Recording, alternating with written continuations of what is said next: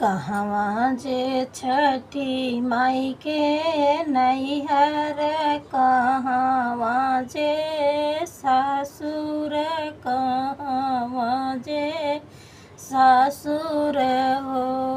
बहिनी के तुआ के तरे उपजई छठी मैया, सखी सब पूजाई, सखी सब पूजाई हो।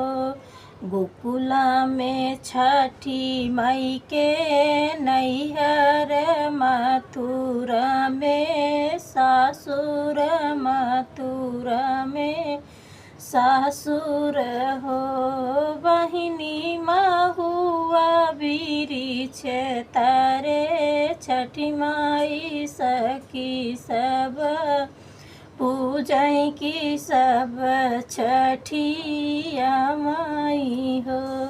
केहू के एक लाल, केहू के दुई चार, केहू के हो मैया हमहू के केहू बजनिया, हमहू कैसे पूजबई, हम कैसे छठिया उबई हो।